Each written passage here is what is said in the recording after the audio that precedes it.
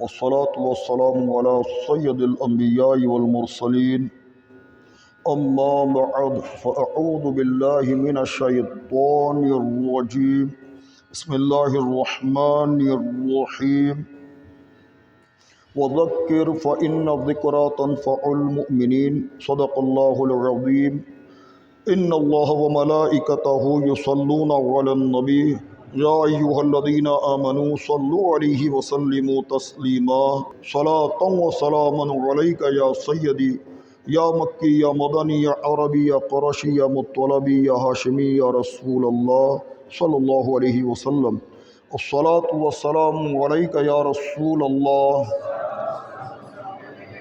الصلاة والسلام عليك يا حبيب الله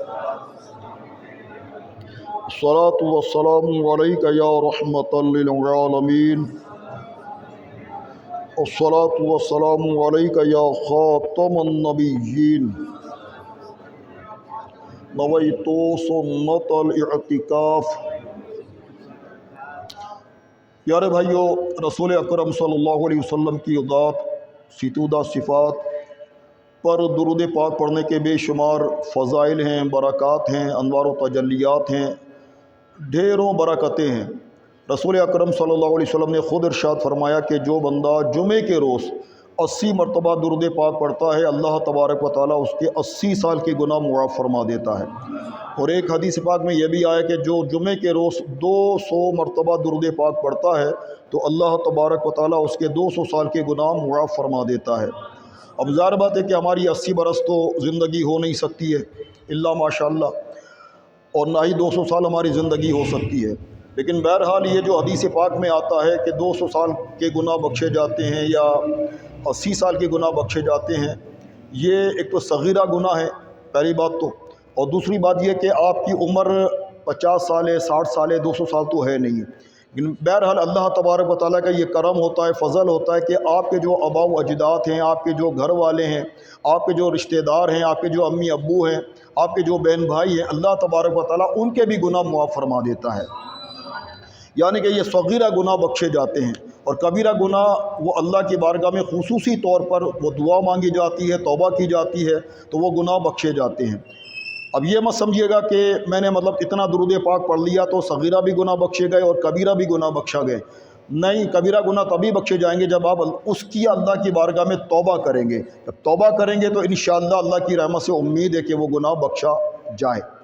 بہرحال میرے بھائیوں، آج میرا جو بیان کا موضوع ہے وہ ہے سابقہ امت کے حالات، سابقہ امت کے عذابات، پچھلی جو امتوں پر جو عذابات آئے اور جو دشواریاں اور پریشانیاں ان پر آئیں، جو عذابات الہی ان پر آیا، اس کے حوالے سے میں آپ کی خدمت میں بات کرنے لگا ہوں۔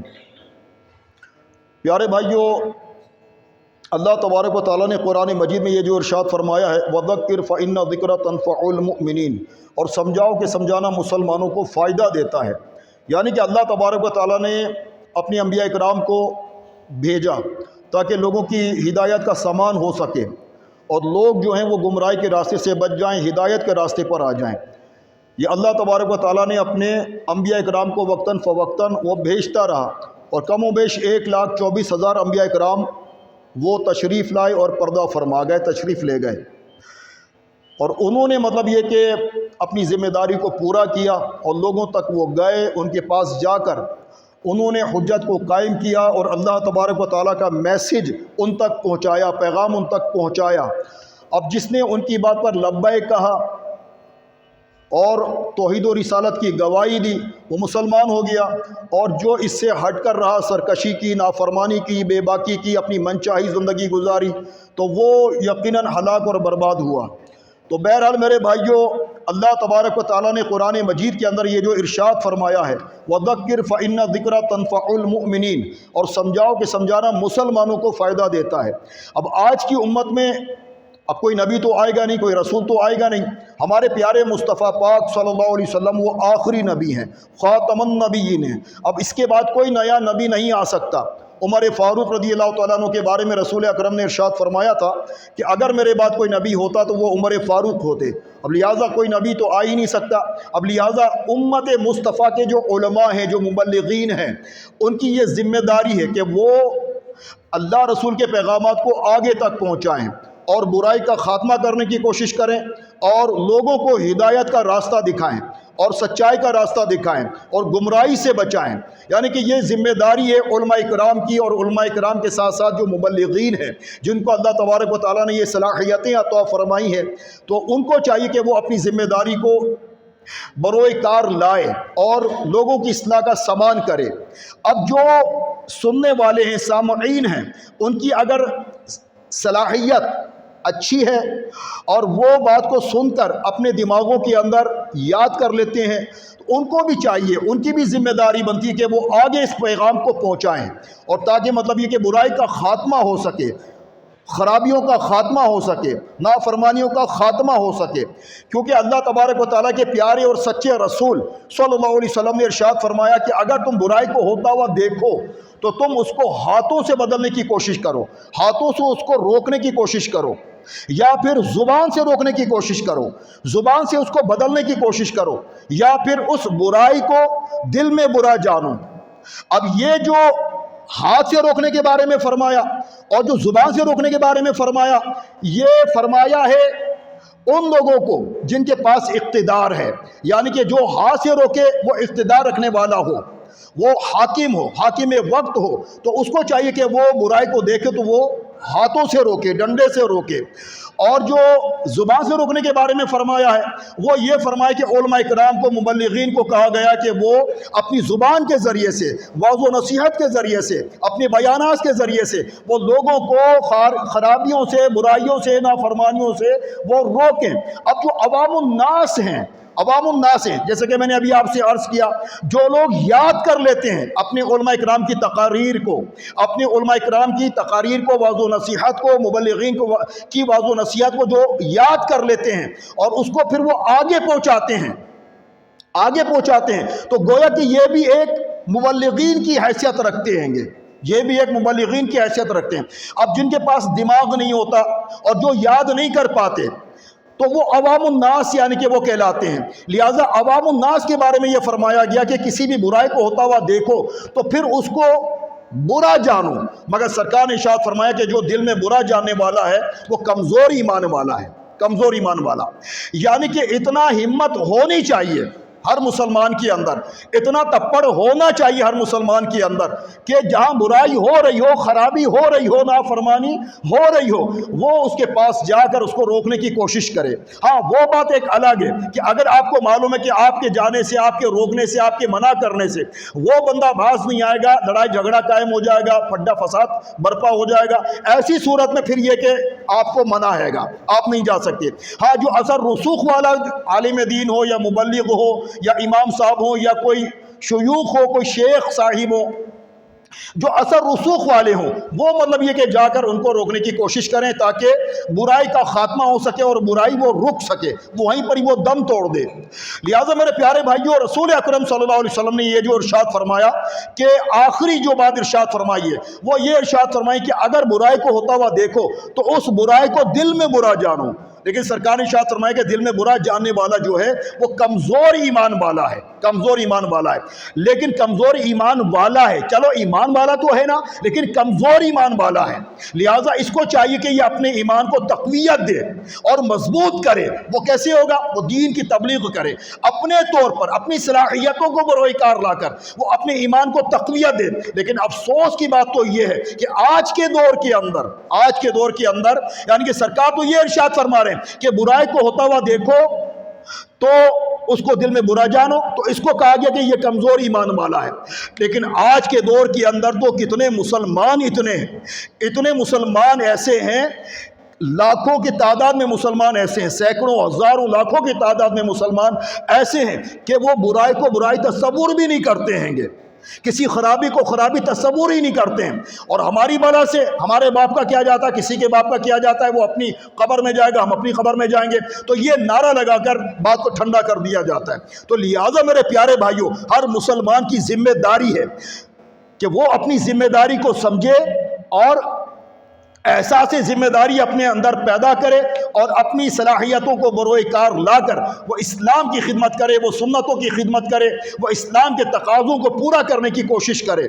تم کو اور مجھ کو جو دنیا کے اندر بھیجا گیا ہے اس کا ایک بڑا مقصد یہ بھی ہے کہ وہ تبلیغ اسلام کریں، تبلیغ دین کریں۔ اور جو بے راہ روی کا شکار ہو چکا ہے، گمراہی کا شکار ہو چکا ہے، جس نے صلاۃ و سنت کو چھوڑ دیا، صلاۃ و سنت کو بالائے طاق رکھ دیا، قرآن و سنت کی تعلیمات پر جو چلنے کا نام نہیں لیتا، تو لہٰذا ہر مسلمان کی ذمہ داری ہے کہ وہ اپنی ذمہ داری کو سمجھے اور دین کا کام کرے، اسلام کی خدمت کرے۔ اور اسی مقصد کو پیش نظر رکھتے ہوئے اللہ تبارک و تعالیٰ نے اپنی انبیاء اکرام کو وقتاً فوقتاً اس نے بھیجا۔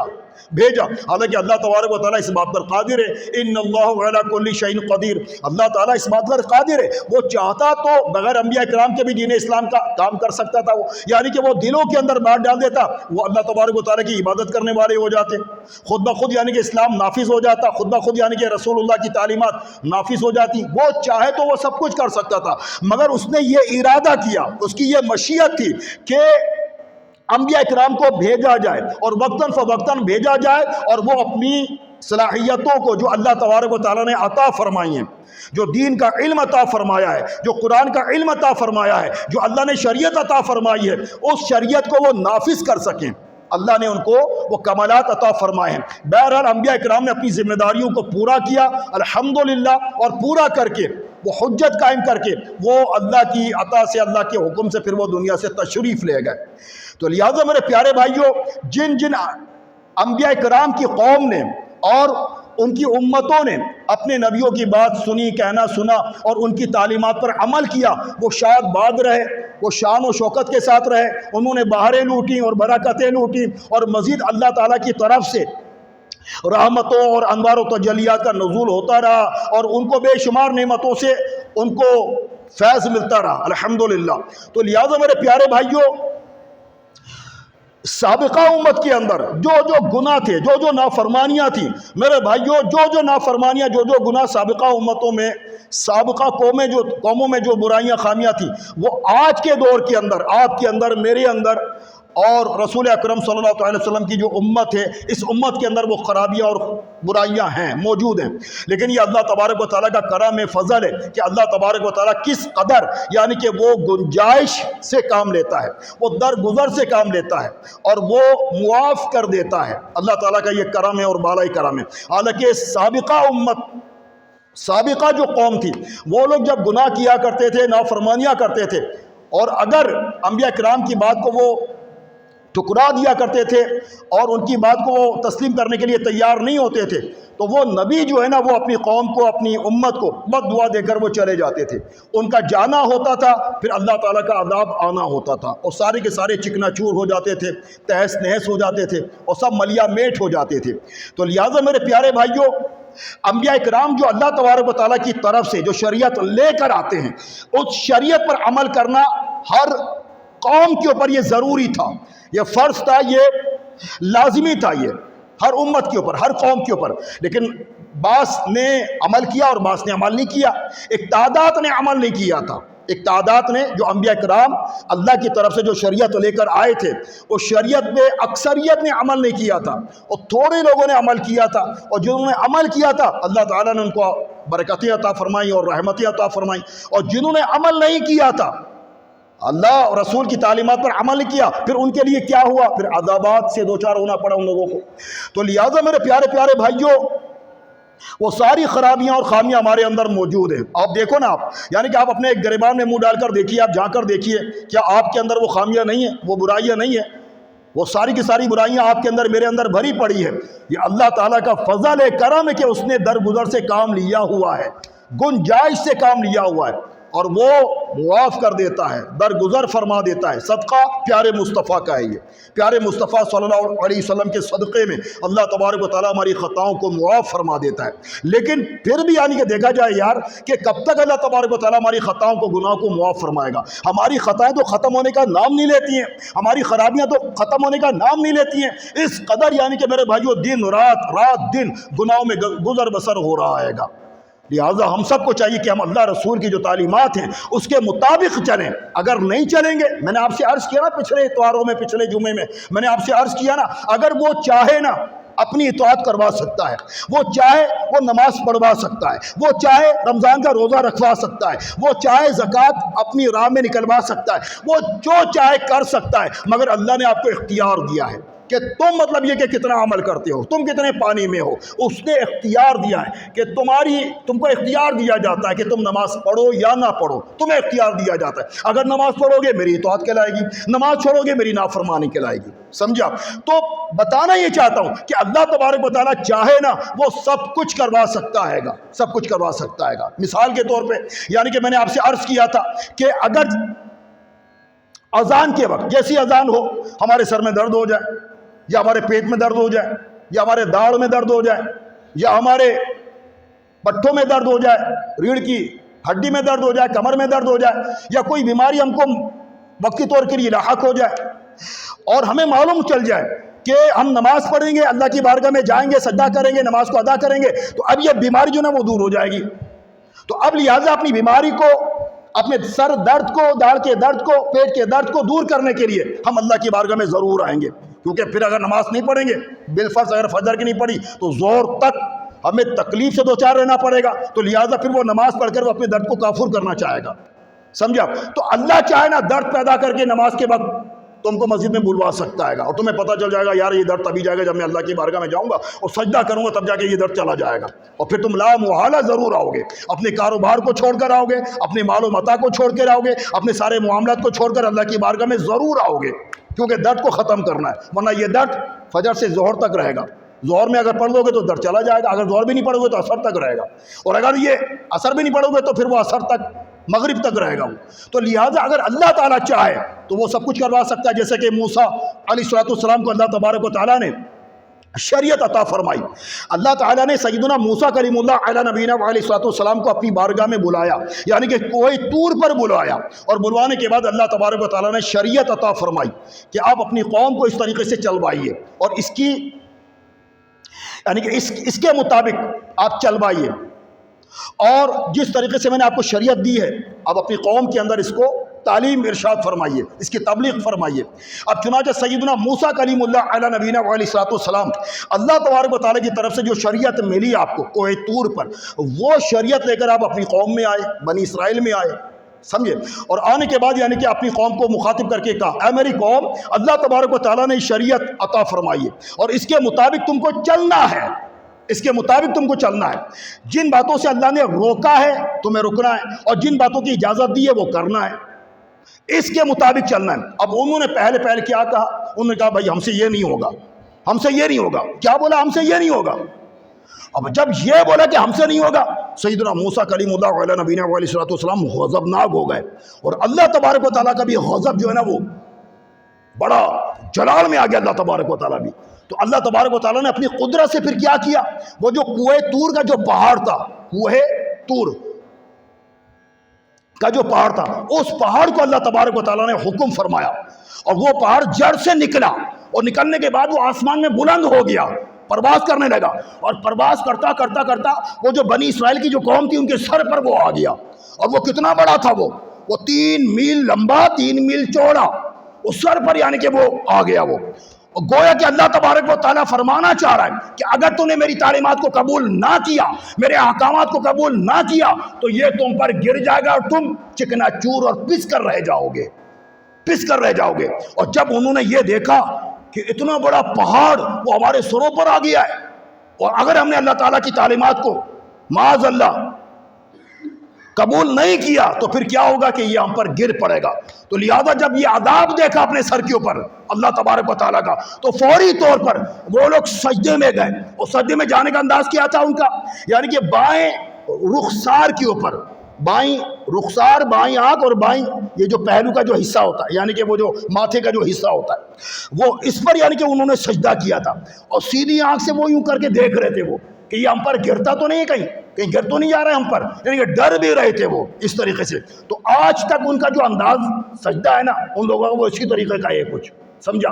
تو بتانا یہ چاہتا ہوں میرے پیارے بھائیوں، اللہ تبارک و تعالیٰ اگر چاہے نا تو وہ جس سے چاہے وہ اپنی اطاعت کروا سکتا ہے۔ یہ تو اللہ تبارک و تعالیٰ کا ان پر کرم ہو گیا کہ اللہ تبارک و تعالیٰ نے اس طریقے سے، مطلب یہ کہ اللہ تعالیٰ نے عمل کیا اور وہ سب کے سب یعنی کہ وہ تیار ہو گئے اللہ تعالیٰ کی عبادت کرنے پر، اللہ تعالیٰ کے احکام کو ماننے پر وہ تیار ہو گئے۔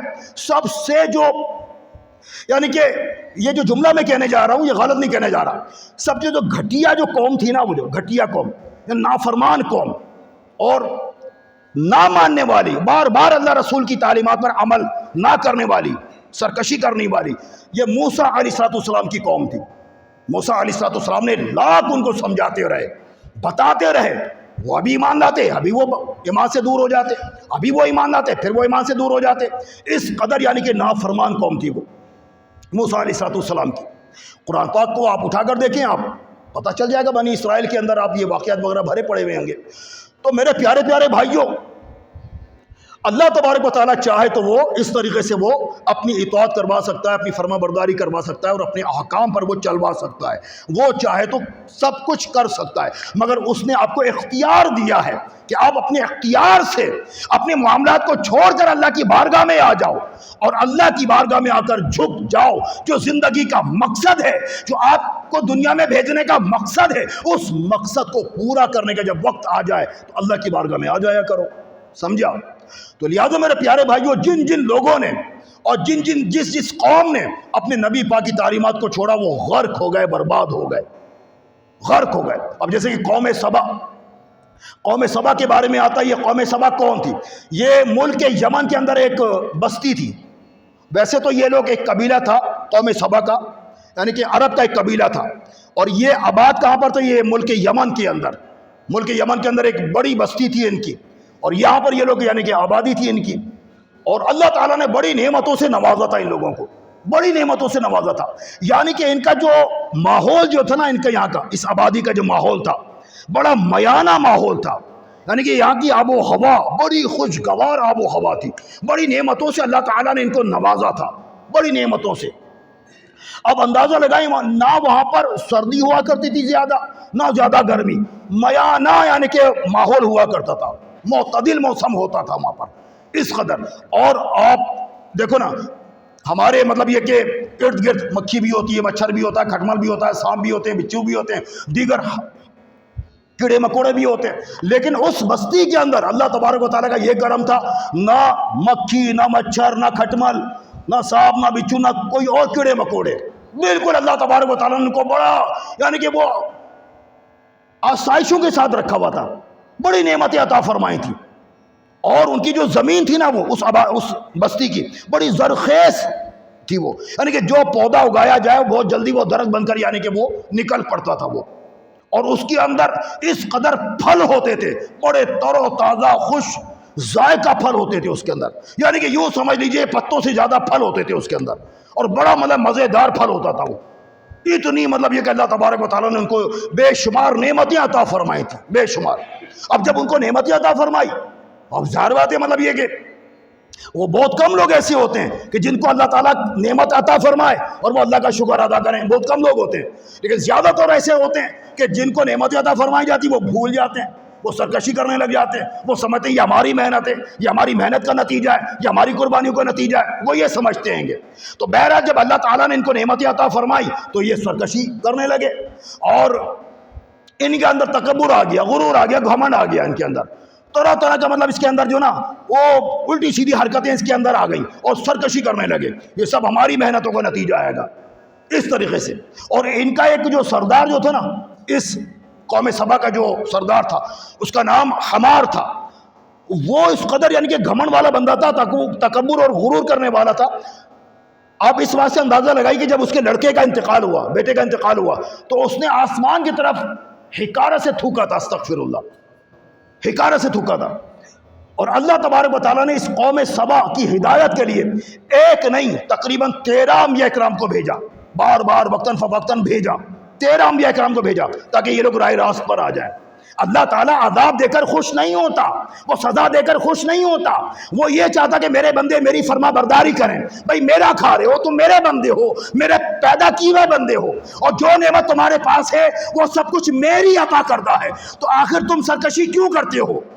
تو اللہ تبارک و تعالیٰ یہی چاہتا ہے انبیاء کرام کو بھیج کر، تاکہ وہ قوم سدھر جائے، باز آ جائے اور گناہوں کو چھوڑ دے وہ۔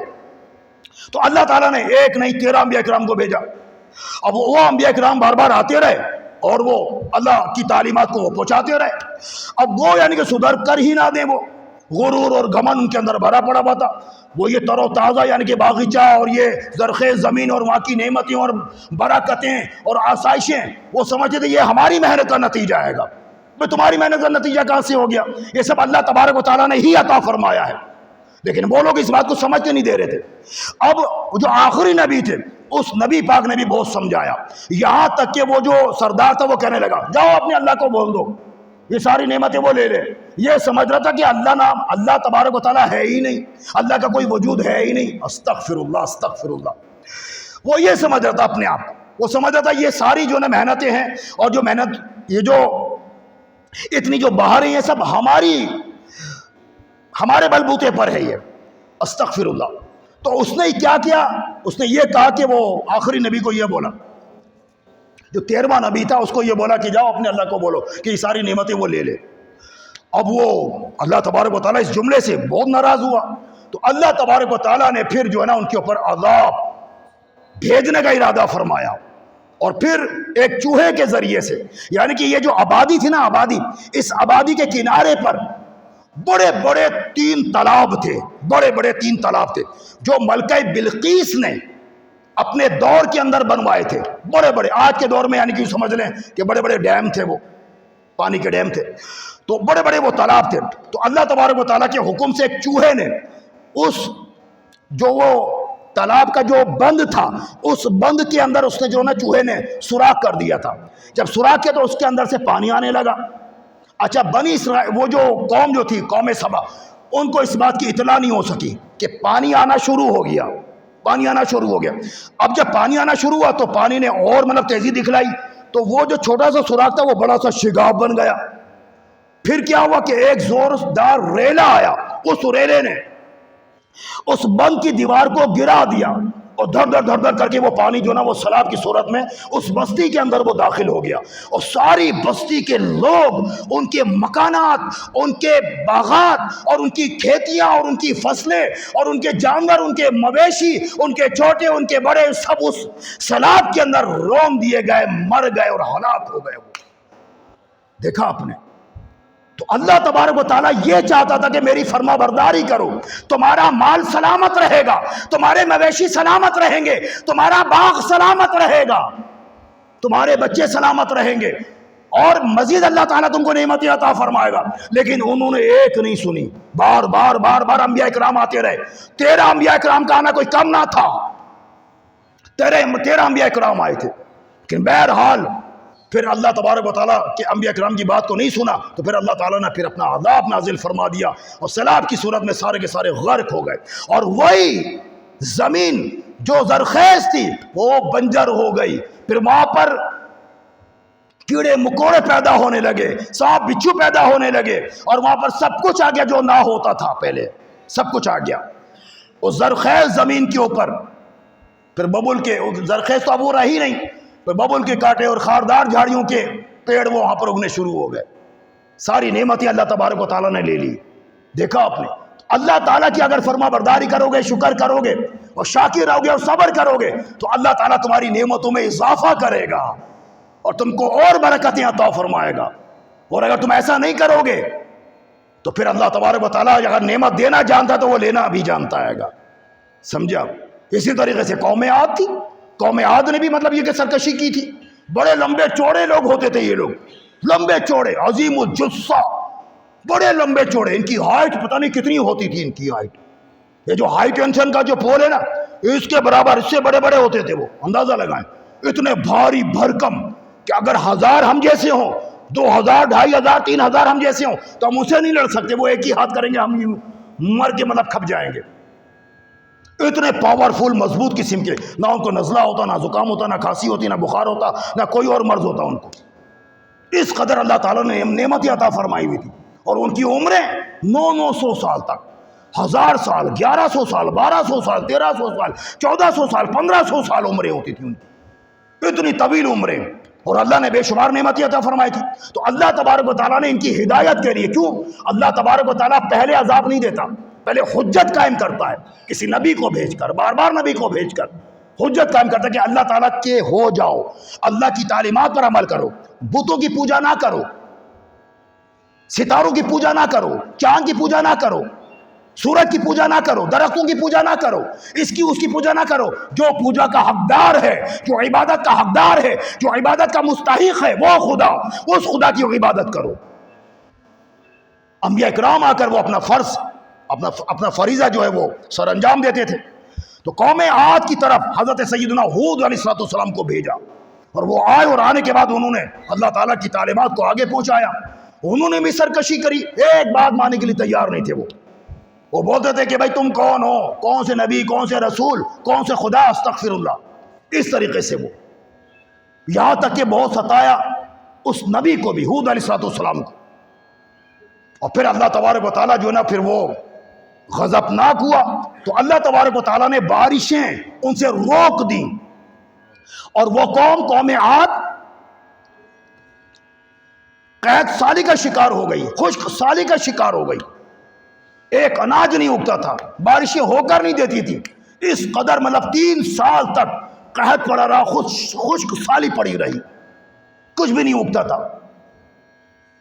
پھر کیا ہوا کہ 3 سال کے بعد پھر 3 بدلیاں آئیں، 3 بادل آئے، ایک زرد، ایک سرخ اور ایک سیاہ۔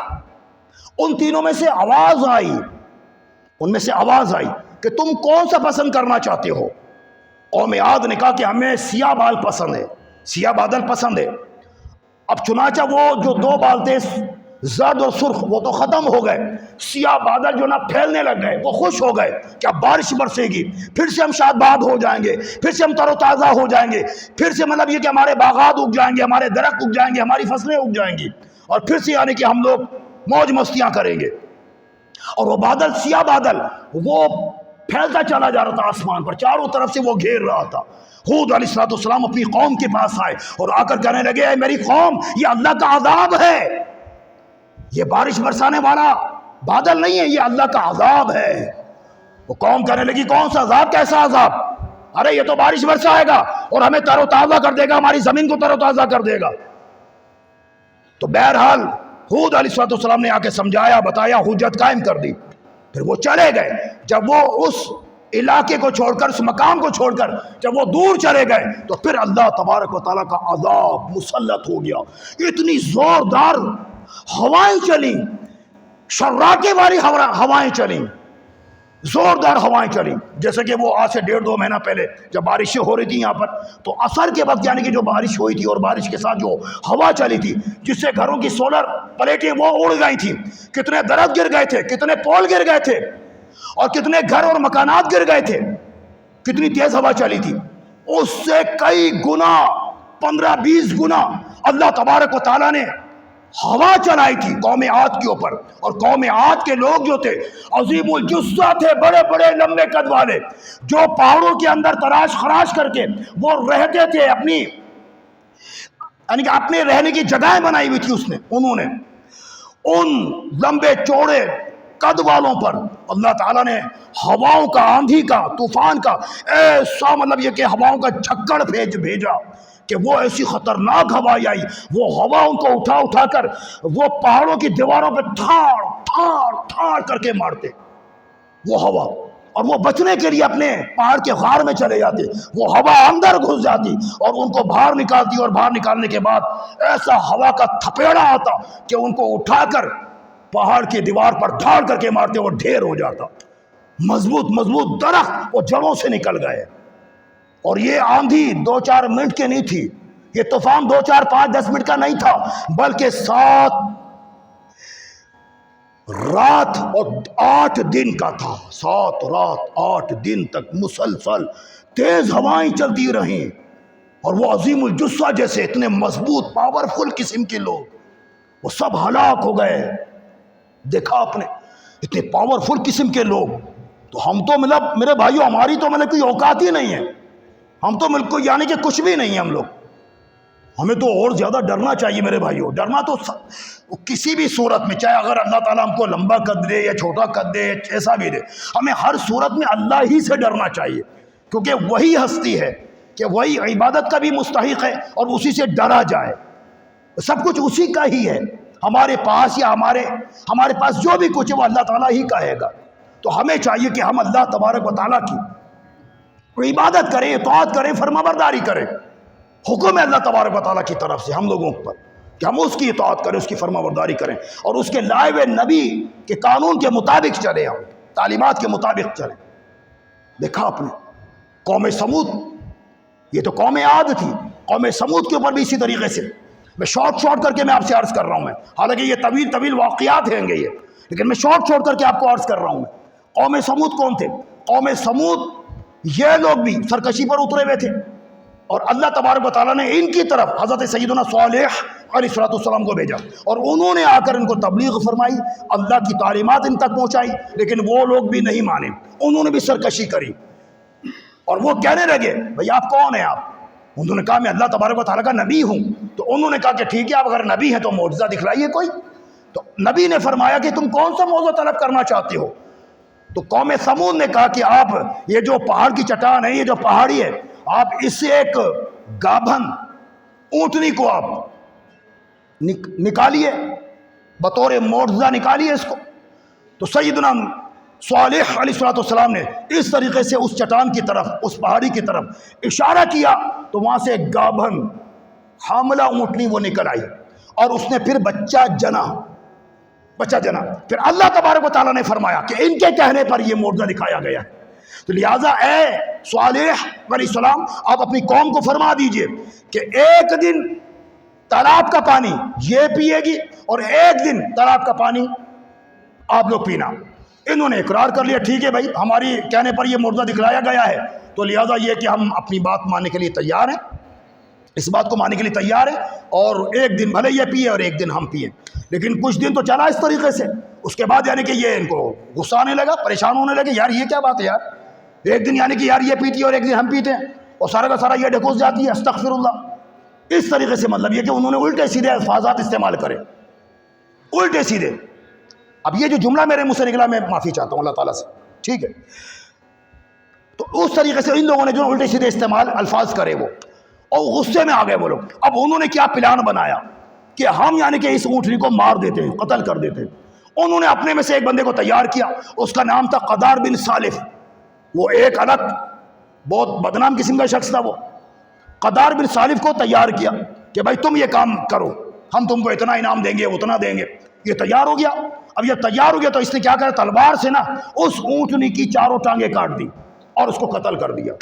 وہ اونٹنی مر گئی. وہ پھر جب مر گئی تو اللہ تبارک و تعالیٰ کو جلال آیا، اس کے غضب کو جلال آیا. پھر اللہ تبارک و تعالیٰ نے پھر عذاب نازل فرمانے کا ارادہ فرمایا. اور عذاب کیسے آیا کہ اللہ تبارک و تعالیٰ کی طرف سے ایک فرشتے کو حکم ہوا، اس فرشتے نے ایک زوردار چنگاڑ ماری، آواز نکالی، یعنی کہ اتنی زوردار تھی. ابھی جو حالیہ جو بارشیں ہوئی تھی اور جو لاسٹ جو بارش ہوئی تھی، اس بارش میں اور میرا ایک ساتھی بیٹھا ہوا تھا، رات کو تقریباً 1 کا ٹائم ہوگا. اتنی زوردار یعنی کہ بجلی کڑکی تھی کہ میں تو ڈر گیا تھا. بہرحال ڈر گیا تھا، گڑ ڈر گیا تھا میں. یعنی کہ آپ اندازہ لگائیں کہ یہ معمولی سی آواز سے ہم ڈر گئے تھے. ہمارے لیے تو یہ پھر بھی بہت ہے.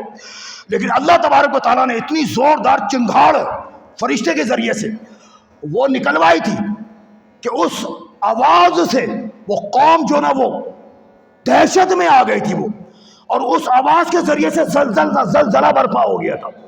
اس آواز کے ذریعے سے زلزلہ برپا ہو گیا تھا اور وہ سارے کے سارے جو صالح علیہ السلام کی وہ جو قوم تھی، اس قوم سمود، وہ اتھل پتھل ہو گئی تھی. وہ اس زلزلے کے اندر سارے کے سارے چکنا چور ہو گئے تھے، مر کھپ گئے تھے وہ.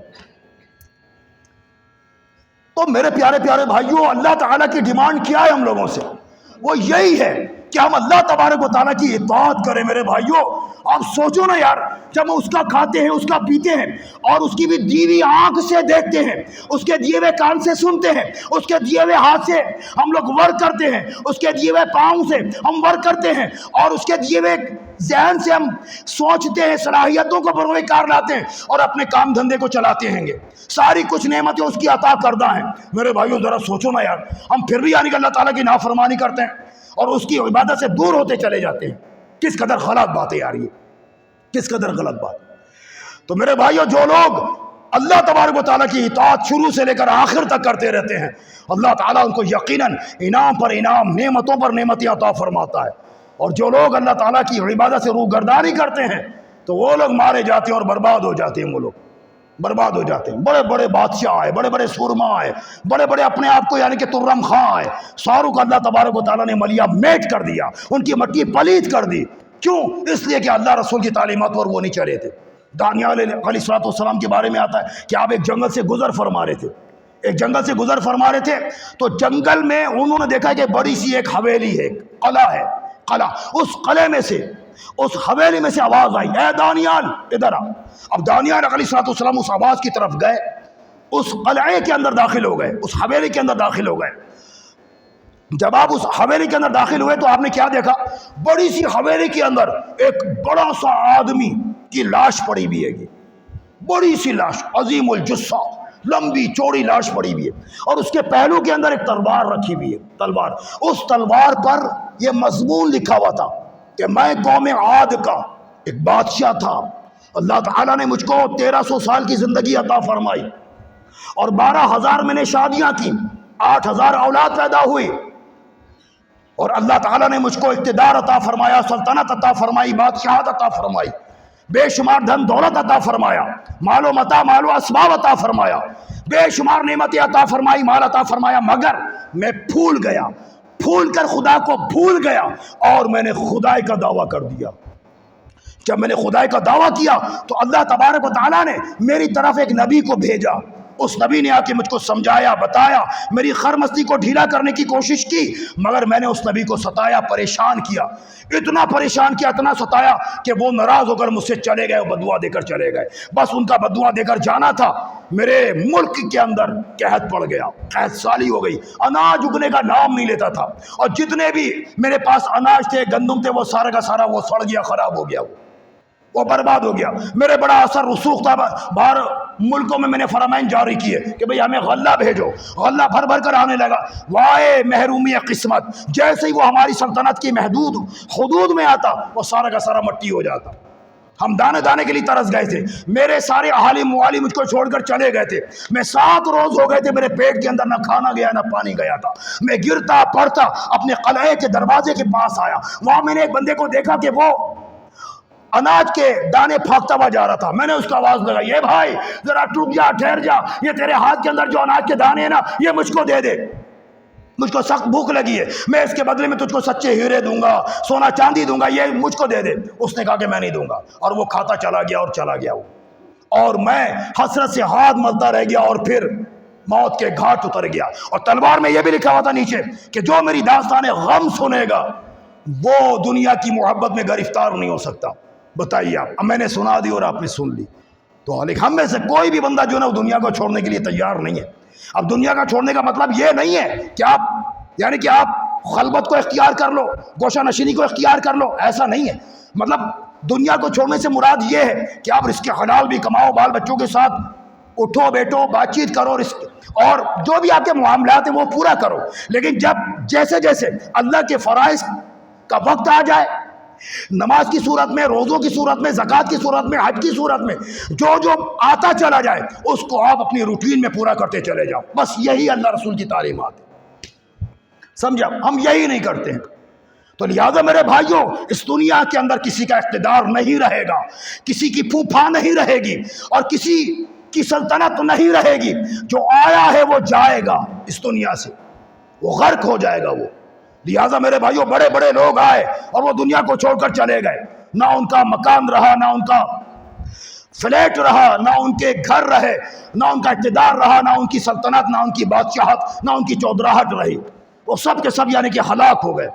خلیفہ یعنی کہ جو ہارون رشید جو تھے، نیک بندہ تھا بہرحال، خلیفہ ہارون رشید، جب ان کی موت کا وقت قریب آیا تو انہوں نے مطلب یہ کہ اپنا کفن رکھا ہوا تھا، اس کفن کو منگوایا، اور منگوانے کے بعد اپنے ہاتھوں میں لیا اس کو، اور لے کر وہ رونے لگے، کیونکہ اب دنیا سے وہ جا رہے ہیں، رونے لگے، اور روتے روتے یہ قرآن پاک کی آیت کریمہ پڑھ رہے تھے۔ وہ ما اغنا عنی مالیہ ہلاک عنی سلطانیہ، ما اغنا عنی مالیہ ہلاک عنی سلطانیہ، میرے کچھ کام نہ آیا، میرا مال، میرا سب زور جاتا رہا۔ دیکھا آپ نے، یعنی کہ میرا میرا کچھ کام نہ آیا میرا مال، یعنی کہ میرے مال نے، میرے اقتدار نے، میرا مال اور میرا اقتدار مجھ کو مرنے سے روک نہیں سکتا، مرنے سے بچا نہیں سکتا. میرے کچھ کام نہ آیا میرا مال، میرا سب زور جاتا رہا. تخت آ رہا تھا جو کل آج وہ زیر خاک ہے، جو تخت پر بیٹھ کر موج مستیاں کرتا تھا، غل غپارے کرتا تھا، دھینگا مستی کرتا تھا اور اللہ تعالیٰ کے قانون کو توڑتا تھا، اس کے بتائے راستوں سے ہٹ کر چلتا تھا. تخت آ رہا تھا جو کل آج وہ زیر خاک ہے، آج اس کو زمین کے اندر دھسا دیا گیا ہے. تخت آ رہا تھا جو کل آج وہ زیر خاک ہے، عالم فانی کا منظر کیسا عبرت ناک ہے. لہذا یارو، یہ دنیا جی لگانے کی نہیں ہے، یہ دنیا جو ہے وہ عبرت کی جا ہے.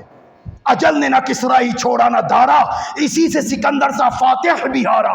ہر ایک لے کے کیا نہ حسرت سدارا، پڑا رہ گیا سب یوں ہی ٹھاٹ سارا.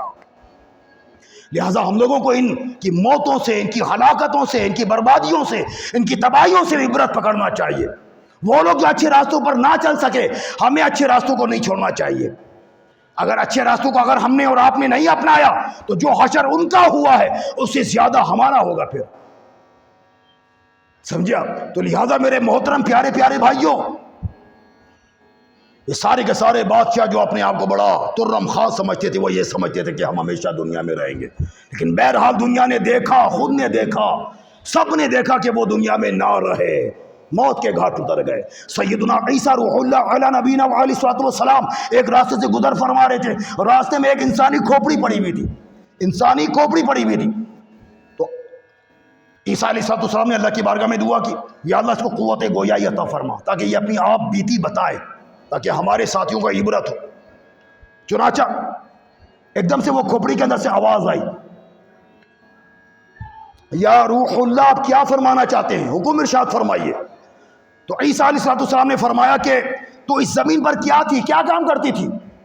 تو وہ کھوپڑی کے اندر سے جواب آیا، وہ کہنے لگی کہ میں اس زمین کے اوپر کر و فر والا بادشاہ تھا.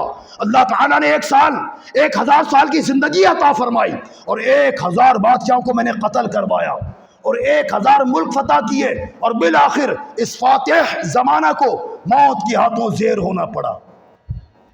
اور مرنے کے بعد مجھ کو پتا چلا کہ زہد و تقوی سے بڑھ کر کوئی اور نیکی نہیں ہے. دیکھا آپ نے، مرنے کے بعد پتا چلا. مرنے کے بعد تو آپ کو بھی پتا چل جائے گا، مجھ کو بھی پتا چل جائے گا کہ زہد و تقوی سے بڑھ کر کوئی اور نیکی نہیں ہے. لیکن افسوس کہ ہم آنکھ تو کھولیں، ہماری آنکھ تو ابھی تک بند ہے. ہمیں اتنا سمجھایا جاتا ہے، بتایا جاتا ہے، جھنجھوڑا جاتا ہے، ہمارے ضمیر کو بیدار کیا جاتا ہے. ہم چونکہ تو نہیں ہوتے، ہماری خر مستیاں ڈھیلی نہیں ہوتی، ہم اس قدر اللہ تعالیٰ کی نافرمانیوں پر تولے پڑے ہوئے. پتہ نہیں کب ہمارے اندر سدھار پن آئے گا، کب ہمارے اندر گناہوں سے باز آ جانے کا ذہن بنے گا. کاش میرے بھائیوں، کاش ہم لوگ سدھر جائیں اور گناہوں سے باز آ جائیں. کہیں ایسا نہ ہو کہ جس طریقے سے وہ سابقہ جو خدا کا دعویٰ کرنے والے تھے اور ان کو مٹی چاٹنا پڑی اور وہ ہلاک ہو گئے. نمرود کو دیکھ لیں آپ، نمرود نے بھی خدا کا دعویٰ کیا تھا اور اللہ تبارک و تعالیٰ نے سیدنا ابراہیم علیہ السلام کو اس کے پاس بھیجا تھا، اس کی قوم کے پاس، اس کے پاس بھیجا تھا کہ آپ جا کر اس کو آپ ہدایت کا راستہ دکھلائیے، اللہ تبارک و تعالیٰ کی وحدانیت کا اس کو پیغام پہنچائیے اور اس کو کہیے، اس کی قوم کو کہیے کہ بتوں کی پوجا نہ کرو، اللہ کی پوجا کرو، اللہ کی عبادت کرو. ابراہیم علیہ السلام نے اپنا کام کر دکھایا. اس کے جواب میں کیا ملا آپ کو؟ اس کے جواب میں یہ ملا کہ نمرود کی قوم نے سیدنا ابراہیم علیہ السلام کو آگ میں پھینک دیا اور وہ آگ اس قدر خطرناک آگ تھی اور کئی مہینوں تک، کئی روز تک لکڑیاں جمع کی گئی تھیں. اتنی بڑی آگ جلائی تھی وہ. اب اندازہ لگائیں اس سے کہ 1 میل تک چاروں طرف اس کی سوزش تھی، اس کی تپش تھی، اتنی خطرناک آگ تھی. اس آگ کے اندر سیدنا ابراہیم علیہ السلام کو ڈالا گیا تھا منجمک کے ذریعے، یعنی غلیل نامی ایک آلہ ہوتا، اس کے ذریعے سے آپ کو ڈالا تھا. اور اللہ تبارک و تعالیٰ نے اس آگ کو اپنے کرم سے، اپنے فضل سے جنت کا باغ بنا دیا. اب روایات میں آتا ہے کہ وہ 3 دن یا 7 دن یا 40 دن یا 50 دن آپ اس کے اندر رہے. وہ جنت کا باغ تھا. بہرحال جب اس معاملہ سے آپ فارغ ہوئے تو پھر یعنی کہ آپ اس کے پاس پہنچے اور لوگوں کو مطلب یہ کہ ہدایت کا راستہ دکھلانے لگے، لیکن وہ لوگ یعنی کہ نہیں مانے۔ جب نہیں مانے تو پھر اللہ تبارک و تعالیٰ کی طرف سے حکم آ گیا، ابراہیم علیہ السلام کے ذریعے کہلوا دیا کہ اب تم پر ایک لشکر آنے والا ہے، اور جو تمہاری یعنی تم پر عذاب کی صورت وہ اختیار کر جائے گا۔ اور وہ انتظار کر رہے تھے وہ لشکر آ جائے گا، ہم لڑ لیں گے، نمٹ لیں گے ان سے۔ کون ایسا لشکر جو ہم سے زیادہ مضبوط ہو؟ اب اللہ تبارک و تعالیٰ نے ایسا لشکر بھیجا جو مچھروں کا لشکر تھا۔ اتنے سارے لاکھوں اور کروڑوں کی تعداد میں مچھر کا رول آیا، جھنڈ کا جھنڈ آیا، اور وہ مچھروں نے سارے کے سارے نمرودیوں کو ہلاک کر دیا۔ اور نمرود جو تھا نا، نمرود، اس کے ناک کے ذریعے سے وہ دماغ کے اندر ایک مچھر گھس گیا، اور وہ مرنے کا نام ہی نہیں لے رہا تھا وہ مچھر، بس وہ زندہ تھا، اللہ کی قدرت تھی، وہ اللہ کا بھیجا وہ عذاب تھا نا وہ۔ تو وہ مچھر دماغ کے اندر جب وہ ہلتا نا، اس کو تکلیف ہوتی، شدت کے ساتھ تکلیف ہوتی، کیونکہ یہ جو شخص تھا نمرود، یہ اپنے آگے سجدہ کرواتا تھا، رکوع کرواتا تھا، لوگوں کو جھکواتا تھا، اور آج اللہ تبارک و تعالیٰ نے الٹا کر دیا۔ آج جب یہ مچھر اس کے دماغ میں گھسا تو اس کو تکلیف دے رہا تھا، اب لوگوں کو یہ کہنے لگا کہ اے لوگوں، میرے سر پر یاد تھپڑ مارو، گھوسا مارو، چپل مارو، جوتا مارو، جب تم مجھ کو مارتے ہو تو مجھ کو سکون ملتا ہے۔ تو چنانچہ پھر اس کو مارنے لگے لوگ۔ جن لوگوں کو یہ اپنے آگے جھکواتا تھا وہ انہی لوگوں سے اپنے سر پر یعنی کہ وہ چپلیں پڑواتا ہے، تھپڑ پڑواتا ہے، گھوسے پڑواتا ہے، اور اسی پڑھنے میں اللہ تعالیٰ کے حکم سے ایک فرشتے نے ایک گرز مارا، وہیں پر ہی وہ ڈھیر ہو گیا۔ غالباً 400 سال کی زندگی اس نے گزاری، اور 400 سال کی زندگی میں یہ بیمار بھی نہیں ہوا تھا، کچھ بھی نہیں ہوا تھا۔ تو اللہ تعالیٰ تو یہی چاہتا کہ میرے بندوں، میرے بندے بن کر رہو، کسی اور کے بندے نہ بنو، شیطان کے بندے نہ بنو، نفس کے بندے نہ بنو، خواہشات کے بندے نہ بنو، دنیا کے بندے نہ بنو، میرے بندے بن کر رہو اور میری اطاعت کرو، کیونکہ تم میرے بندے ہو نا، میں نے تم کو پیدا کیا ہے نا، میں نے تم کو اتنا سا اتنا کر دیا ہے گا، میں نے تم کو اتنی نعمتیں دی ہیں، اور مزید تم کو اگر نعمتیں درکار ہے نا، وہ جنت تمہارا انتظار کر رہی ہے، وہ حور تمہارا انتظار کر رہی ہے، وہ مصطفیٰ پاک کا پڑوس تمہارا انتظار کر رہا ہے، وہ انبیاء کرام کی زیارتیں، وہ اولیاء کرام کی زیارتیں تمہارے انتظار کر رہی ہیں۔ لہٰذا تم اللہ رسول کی اطاعت کرو، وہ سب کچھ تم کو ملے گا، وہ سب کچھ تم کو ملے گا۔ تو لہٰذا میرے پیارے پیارے بھائیوں، ہمیں ضرورت اس بات کی ہے کہ ہم لوگ اللہ اس کے رسول کی تابعداری کریں۔ اگر اللہ رسول کی تابعداری کریں گے تو میرے بھائیوں بہت مزہ آئے گا، نماز پڑھنے میں مزہ آئے گا، اللہ کی عبادت کرنے میں مزہ آئے گا، اللہ کو سجدہ کرنے میں مزہ آئے گا، اللہ کی بارگاہ میں خفیہ طور پر رونے میں مزہ آئے گا، گریہ بازاری کرنے میں مزہ آئے گا، اور راز و نیاز کی باتیں کرنے میں مزہ آئے گا، راتوں کو اٹھ کر تنہائی میں خلوت میں اللہ کو منانے میں مزہ آئے گا۔ خدا کی قسم بڑا مزہ آتا ہے، راتوں کی تنہائی میں اٹھو آپ، بڑا مزہ آتا ہے۔ ہم لوگ کہاں اٹھتے ہیں؟ ہم لوگ تو سوتے پڑے رہتے، فجر میں نہیں اٹھتے ہم لوگ۔ ہماری محبت یہ ہے، ہمارا عشق یہ ہے۔ لہٰذا میرے بھائیوں، اللہ اس کے رسول کی تعلیمات پر چلو، ورنہ اللہ تبارک و تعالیٰ کا عذاب بہت جلد آنے والا ہے۔ اور خدا نہ خواستہ کہیں ایسا نہ ہو کہ آپ کا اور میرا چہرہ نافرمانی کی وجہ سے بندر و خنزیر بنا دیا جائے، تو کیا کرو گے آپ؟ ذلیل ہو جائیں گے معاشرے کے اندر، رسوا ہو جائیں گے معاشرے کے اندر، اور صرف دنیا ہی میں ذلیل و رسوا نہیں بلکہ میدان محشر میں بھی ذلیل و رسوا ہو جائیں گے، کیونکہ جو جس حال میں مرے گا اسی حال میں اٹھایا جائے گا قیامت کے روز۔ جو بندر بن کے مرے گا، خنزیر بن کر مرے گا، کتا بن کر مرے گا، وہ قیامت کے روز اسی حال میں اٹھایا جائے گا۔ تو دنیا میں بھی ذلت اور آخرت میں بھی ذلت، تو کیوں نہ اللہ رسول کی اطاعت کر لی جائے۔ اب عیسیٰ علیہ السلام کی جو قوم تھی، عیسیٰ علیہ السلام، انہوں نے کہا کہ کیا آپ اللہ تبارک و تعالیٰ سے ہم کو دسترخوان آسمان سے اتروا سکتے ہیں آپ؟ عیسیٰ علیہ السلام نے ان کو ڈانٹا، کیا بات کر رہے ہو تم؟ اللہ تعالیٰ سے اس قسم کے مطالبات مت کرو تم۔ تو وہ کہنے لگے نہیں یہ بات نہیں ہے، بات یہ ہے کہ ہم یہ چاہتے ہیں کہ آپ اللہ تعالیٰ کی بارگاہ میں عرض کریں کہ اللہ تعالیٰ آسمان سے ہمارے لیے دسترخوان اتارے۔ جب وہ دسترخوان اتارے گا تو ہمیں مطلب یہ کہ اور آپ پر یقین کامل ہوگا، اور ہم یہودیوں کو مطلب یہ کہ ہم آپ کی طرف رغبت دلا سکیں گے، رغبت دلانے میں آسانی ہو جائے گی، اور وہ دن ہمارے لیے اور اگلوں اور پچھلوں کے لیے وہ دن عید کا دن ہو جائے گا، ہماری یہ خواہش ہے۔ تو عیسیٰ علیہ السلام نے فرمایا ٹھیک ہے، چلو میں اللہ کی بارگاہ میں دعا کرتا ہوں۔ تو عیسیٰ علیہ السلام نے اللہ کی بارگاہ میں دعا کی، یا اللہ اسی طریقے سے تو اگر کرم فرما دے اور آسمان سے دسترخوان اتار دے تو بڑا اچھا ہوگا۔ اللہ تعالیٰ نے فرمایا اے عیسیٰ، میں تمہاری دعا کو قبول کر چکا ہوں، لیکن سنو، جو میں اتاروں گا اس کے اندر خیانت مت کرنا، اپنی قوم کو کہہ دو اگر خیانت کری تو میں ایسا عذاب نازل کروں گا نہ کبھی پچھلے والوں کو دیا ہوگا نہ اگلے والوں کو دوں گا. خیانت نہ کرے وہ. تو چنانچہ بس اللہ تعالیٰ نے اپنا پیغام پہنچانے کے بعد پھر وہ فرشتے جو نا اس دسترخوان کو لے کر نیچے اترے وہ. اور وہ ایک یا تو 7 مچھلیاں تھیں بڑی بڑی، یا پھر ایک بہت بڑی مچھلی تھی بغیر کانٹے کی، اور 7 روٹیاں تھیں، اور مزید اس کے اوپر لوازمات تھے، یہ بھی اور وہ بھی اور یہ بھی اور وہ بھی. بھائی اللہ نے وہ دسترخوان بھیجا تو وہ کس قدر شاندار ہوگا، وہ اندازہ لگا لیں آپ کس قدر شاندار ہوگا وہ. اب چنانچہ وہ جب دسترخوان اترا سب نے پیٹ بھر کر کھایا، پیٹ بھر کر کھایا، اور برکت اس قدر تھی پیٹ بھر کر کھایا. لیکن انہوں نے کیا کیا؟ خیانت کر دی. اس میں سے تھوڑا سا چرا لیا، اس نے بھی چرا لیا، اس نے بھی رکھ لیا، اس نے بھی لے لیا، جبکہ اللہ نے منع فرمایا تھا. اور عیسیٰ علیہ السلام نے کہہ دیا تھا اپنی قوم کو خیانت مت کرنا، انہوں نے خیانت کری. اب عیسیٰ علیہ السلام کو اس بات کا علم نہیں ہوا کہ انہوں نے مطلب یہ کہ اللہ کی طرف سے علم نہیں ہوا. باقی تو اللہ کا نبی تو جانتا ہی ہے اللہ کی عطا سے، وہ تو دلوں کے راز جانتے ہیں، وہ سب کچھ جانتے ہیں. وہ تو عیسیٰ علیہ السلام وہ تو یہ بھی بتا دیتے کہ تمہارے پیٹ میں کیا، تمہارے گھر میں کیا، سب کچھ جانتے ہیں. مگر یہ اللہ تعالیٰ کی مشیت اس وقت بتایا نہیں. تو اب یعنی کہ وہ عیسیٰ علیہ السلام کو خبر نہیں ہوئی، انہوں نے اس طریقے سے خیانت کر لی. جب وہ لوگ سوئے اور صبح اٹھے تو بندر اور خنزیر بن چکے تھے وہ.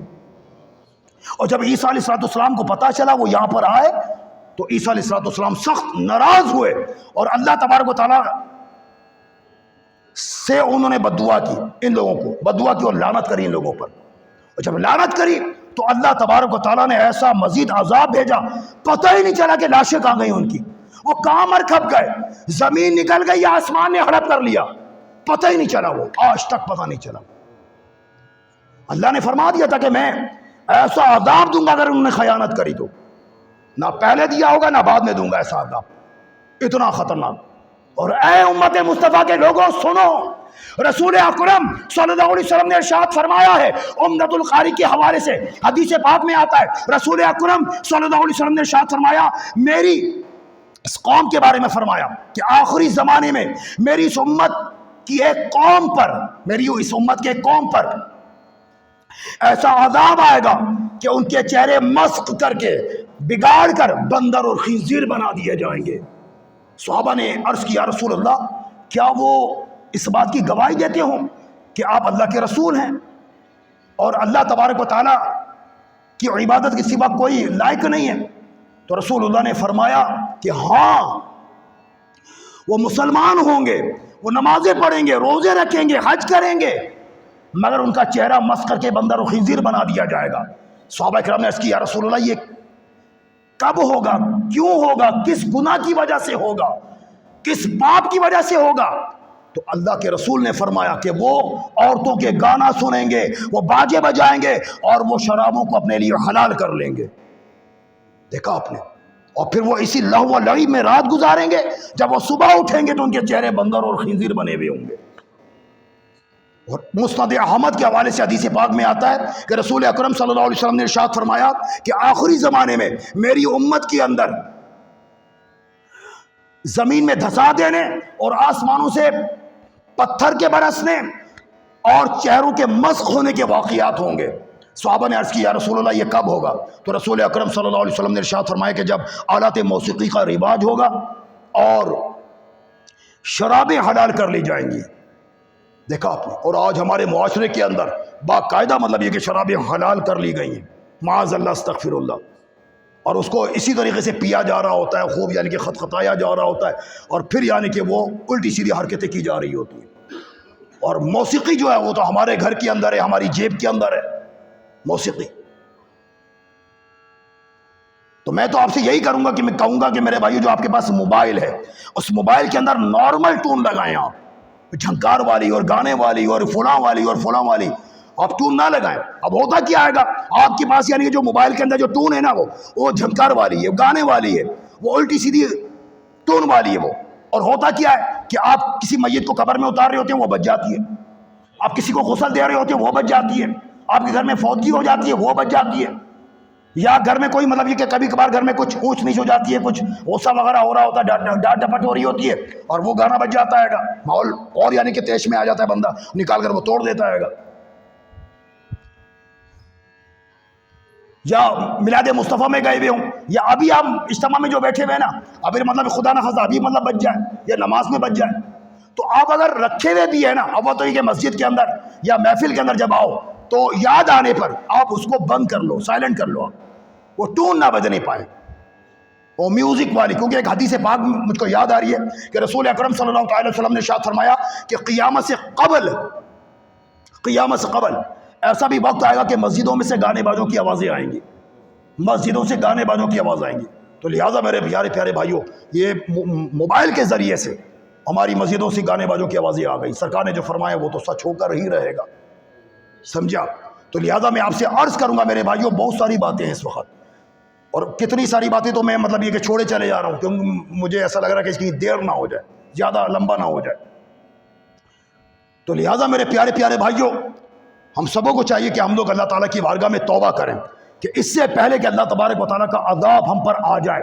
موسیٰ علیہ السلام نے فرعون کی وہ جو فرعونی جو لوگ تھے، فرعونی لوگ، ان کے پاس آپ گئے تھے، فرعونیوں کو سمجھایا تھا، لیکن وہ لوگ پھر بھی وہ باز نہیں آتے تھے۔ وہ اللہ تعالیٰ کے حکم سے آپ ان کے پاس گئے، اس کے پاس گئے، اور اس کے پاس جانے کے بعد اس کو اللہ تبارک و تعالیٰ کے راستے کا بتایا، پیغام دیا، لیکن وہ ماننے کے لیے تیار نہیں تھا، وہ سرکشی پر وہ اترا ہوا تھا۔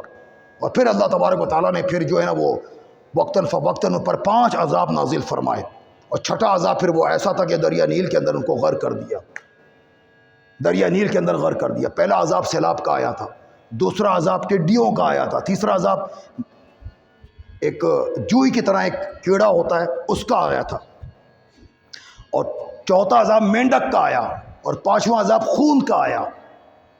اور پھر بھی وہ لوگ باز نہیں آئے، پھر اللہ تبارک و تعالیٰ کے حکم سے دریا نیل کے اندر ان کو غرق کر دیا گیا، فرعون اور فرعون کی ذریہ سب ہلاک ہو گئی۔ تو یارو میرے پیارے بھائیوں، کیا تم اس بات کا انتظار کر رہے ہو کہ اللہ تعالیٰ کی طرف سے کوئی عذاب آئے گا تو ہم مسجدوں میں آئیں گے؟ اللہ تعالیٰ کی طرف سے کوئی عذاب آئے گا تو ہم لوگ سدھریں گے، باز آئیں گے، گناہوں کو چھوڑیں گے؟ کیا تم اس بات کا انتظار کر رہے ہو کہ ہمارے چہرے مسخ کر دیے جائیں اور بندر و خنزیر بنا دیے جائیں، شراب کا عذاب آ جائے، یا زلزلوں کا عذاب آ جائے، یا آندھی اور طوفان کا عذاب آ جائے؟ کیا تم ان عذابات کا انتظار کر رہے ہو؟ لہٰذا اللہ سے ڈرو اور اللہ کی بارگاہ سے پناہ طلب کرو اللہ کی، اور گناہوں کو چھوڑ دو، نافرمانیوں سے باز آ جاؤ، اور اللہ تبارک و تعالیٰ کے دین کا کام کرو۔ رسول اکرم صلی اللہ علیہ وسلم نے ارشاد فرمایا، نیکی کا حکم کرو اور برائی سے روکو، اگر تم ایسا نہیں کرو گے تو جلد تم پر عذاب آئے گا، اور پھر وہ جب عذاب آ جائے گا تو وہ تمہارے چھوٹوں پر رحم نہیں کرے گا، تمہارے بڑوں پر رحم نہیں کرے گا، تمہارے بوڑھوں پر رحم نہیں کرے گا، تمہارے مکانوں پر، تمہارے گھروں پر، تمہارے مویشیوں پر، تمہارے چھوٹوں بڑوں پر رحم نہیں کرے گا، ارے تمہاری ہر چیز پر رحم نہیں کرے گا، سب کو ملیا میٹ کرتا ہوا چلا جائے گا وہ اللہ کا عذاب۔ تو اللہ سے ڈر جاؤ، دنیا کی زندگی بڑی خطرناک ہے، اس کے اندر منہمک مت ہو جاؤ، دنیا میں ضرور رہو مگر دنیا کو اپنے اندر داخل مت کرو، دنیا کو اپنے اندر داخل مت کرو۔ لہٰذا میرے پیارے بھائیوں، خدا سے ڈرو، اللہ سے ڈرو، دنیا کی محبت سے دور رہو، بے وفا دنیا پر مت کر اعتبار، تو اچانک موت کا ہوگا شکار، موت آ کر ہی رہے گی یاد رکھ، جان جا کر ہی رہے گی یاد رکھ، گر جا میں 100 برس تو جی بھی لے، قبر میں تنہا قیامت تک رہے، جب فرشتہ موت کا چھا جائے گا پھر بچا کوئی نہ تجھ کو پائے گا، تیری طاقت تیرا فن عہدہ تیرا، کچھ کام نہ آئے گا سرمایہ تیرا، قبر روزانہ یہ کرتی ہے پکار، میرے اندر کیڑے مکوڑے ہیں بے شمار، میرے اندر تو اکیلا آئے گا، ہاں اعمال ساتھ لیتا آئے گا، نرم بستر گھر ہی پہ رہ جائیں گے، تجھ کو فرش خاک پر دفنائیں گے، کھل کھلا کر ہنستا ہے گناہوں پر اے بے خبر، قبر میں روئے گا چیخیں مار مار کر لے توبہ، ارے کر لے توبہ یار، کر لے توبہ، رب کی رحمت ہے بڑی، ورنہ قبر میں، قیامت میں، آخرت میں، محشر میں سزا ہوگی کڑی۔ توبہ کر لو یار، سچی توبہ کر لو۔ میں آپ سے یہ عرض کرتا ہوں، نماز کے وقت نماز پڑھا کرو نا یار، کھانے کے وقت کھانا کھایا کرو، ڈیوٹی کے وقت ڈیوٹی کیا کرو، کھیل کے وقت کھیل لیا کرو، جو بھی کام اپنے وقت میں اچھا لگتا ہے۔ اب یہ نہ ہو کہ نماز کا وقت تو کھیل رہے ہو، نماز کے وقت یہ کھانا کھا رہے ہو، نماز کے وقت جاب میں لگے پڑے ہوئے ہو، نہیں یار، ہر ایک کا ٹائم مقرر ہے۔ ان الصلاۃ کانت علی المؤمنین کتابا موقوتا، بے شک مسلمانوں پر نماز وقت باندھا ہوا فرض ہے، لہٰذا جب نماز کا وقت آ جائے اللہ کی بارگاہ میں چلے جاؤ، نماز کو ادا کرو، شکر ادا کرو کہ اللہ نے نماز کی توفیق عطا فرمائی۔ انشاءاللہ آج کے بعد نماز پڑھیں گے، نماز کو نہیں چھوڑیں گے، انشاءاللہ اللہ تعالیٰ سے لو لگائیں گے، اس کے رسول سے محبت کریں گے، اور انشاءاللہ میلاد مصطفیٰ کا مہینہ آنے والا ہے، ربیع النور شریف کا مہینہ آنے والا ہے، ہم لوگ انشاءاللہ اپنے گھروں میں کم سے کم 1 گھنٹہ لگائیں گے، اپنی گاڑیوں پر، اپنی موٹر سائیکلوں پر، اپنے معاملات کے اوپر، اپنی دکانوں پر، اپنے مکانوں پر، اپنے گھروں پر کم سے کم 1 جھنڈا ضرور لگائیں گے، اور اس بات کا اظہار کریں گے کہ ہم پیارے مصطفیٰ سے محبت کرتے ہیں، اور اس کا اظہار یہ جھنڈا ہے، الحمدللہ، سمجھے آپ، جھنڈا ہے گا۔ باقی جتنی حیثیت ہو آپ کی، اپنا گھر سجا سکتے ہو تو سجائیے گا، کوئی مذائقہ نہیں ہے، اس کے اندر ثواب ملے گا انشاءاللہ، اچھی نیتوں کے ساتھ کہ میرے پیارے مصطفیٰ کی آمد کا مہینہ ہے، ولادت مصطفیٰ کا مہینہ، انشاءاللہ میں پیارے مصطفیٰ کی آمد کے اوپر یہ بھی کر رہا ہوں وہ بھی کر رہا ہوں، مگر خالصتاً اللہ کے لیے کرنا، خالصتاً اللہ رسول کی رضا کے لیے کرو گے تو انشاءاللہ ثواب ملے گا، کسی کو دکھلانے کے لیے کرو گے یا کسی کو تپانے کے لیے یا جلانے کے لیے کرو گے تو ثواب نہیں ملے گا، سمجھے آپ، جو بھی کام کرو حدود کے اندر رہ کر کرو، انشاءاللہ تعالیٰ تم کو ثواب ملے گا۔ اگلے اتوار کو انشاءاللہ محبت مصطفیٰ کے موضوع پر انشاءاللہ بیان ہوگا انشاءاللہ، اور آپ کے لیے ہم نے لنگر مصطفیٰ کا اہتمام کیا ہے، کیونکہ لنگر مصطفیٰ کرنا اب مشکل ہوتا چلا جا رہا ہے، بڑی مہنگائی ہو گئی ہے، بڑی مہنگائی ہو گئی ہے۔ میری آپ سے درخواست بھی آپ لوگوں سے کہ آپ لوگ کو کوشش کر کے تھوڑا بہت جو ہے نا لنگر مصطفیٰ کے لیے چندہ دے دیا کریں آپ، تاکہ یہ کہ سلسلہ 1 مہینے میں یا 2 مہینے میں ایک بار کم سے کم تو ہو سکے، جتنا بھی افورڈ کر سکتے ہو آپ، 100، 50، 1000 یا 500 روپے جو بھی آپ دے سکتے ہو آپ مہینے میں دے دیا کریں آپ، تو انشاءاللہ تعالیٰ یہ سلسلہ چلتا رہے گا۔ اور اس کے علاوہ میں نے آپ سے عرض کیا تھا کہ مینار بننے والا ہے، انشاءاللہ 2-4 دن کے اندر اللہ نے چاہا تو وہ سلسلہ شروع ہو جائے گا، اللہ نے چاہا تو یہ کہ مینار کے لیے بھی میں نے آپ سے عرض کیا تھا کہ 2 مہینے کے اندر جو ہے نا آپ 1,000 روپے، 2,000 روپے، 1,500 روپے اگر آپ دے سکتے ہو مینار کی مد میں آپ دے دیجیے گا۔ میں سمجھتا ہوں کہ آج کل حالات بڑے خراب ہیں، نازک ہیں، بڑی پریشانیاں ہیں، تنگ دستیاں ہیں، جزاک اللہ خیرہ، بہت سارے مسائل ہیں، 2-4 ہو گئے آپ مسائل سے 2-4 ہیں، آپ بھی ہوں میں بھی ہوں، لیکن میرے بھائیو پھر بھی تو ہم خرچہ کرتے ہی ہیں نا، پھر بھی تو خرچہ کرتے ہیں نا، کتنے خرچہ ہو جاتے ہیں، کتنا اللے تللے خرچ ہو جاتے ہیں، تو میں پھر بھی آپ سے عرض کروں گا تو کوشش کر کے میرے بھائیو اللہ رسول کی رضا کے لیے لنگر مصطفیٰ میں بھی مطلب یہ کہ تعاون فرمایا کریں، اور مہینے میں 1 بار لنگر مصطفیٰ میں جتنا بھی ہو سکے، زیادہ نہیں کہہ رہا میں، جتنا جو ہو سکے، اور مینار کی مد میں 2 مہینے کے اندر اندر نا آپ 2,000 یا 1,500 یا 1,000 ضرور دے دیجیے گا، مجھ کو 4 لاکھ روپے جمع کرنے ہیں، ٹھیک ہے، تو یہ کہ میں نے اپنی طرف سے انشاءاللہ 3,000 روپے دوں گا، 3,000 پہلے دیے تھے میں نے، جتا اس لیے رہا ہوں کہ مطلب یہ کہ وہ بعض وقت جتانا بھی ضروری ہوتا ترغیب دلانے کے لیے، اور ابھی بھی انشاءاللہ میں 3,000 روپے اپنی امی ابو کے اصالِ ثواب کے لیے دوں گا، تو لہٰذا آپ سے بھی عرض کروں گا کہ آپ 3,000 نہیں، آپ 2,000 یا 1,500 یا 1,000 روپے آپ مینار کی مد میں دے دیجیے گا، 1.5-2 مہینے کے اندر دے دیجیے گا، یا جیسے بھی سہولت لگے آپ کو آپ دے دیجیے گا، ٹھیک ہے، اللہ تعالیٰ اس کی جزا دے گا۔ یہ کس مد میں؟ مینار، جزاک اللہ، ٹھیک ہے۔ اب وما علینا الا البلاغ المبین، اگلے اتوار کو لنگر مصطفیٰ ہوگا، محبت رسول پر انشاءاللہ بیان ہوگا، اور اس کے بعد انشاءاللہ تعالیٰ ہم پرچم کشائی بھی کریں گے، اور کوشش کریں گے کہ آپ کے لیے چائے کا بھی بندوبست باہر ہو جائے انشاءاللہ۔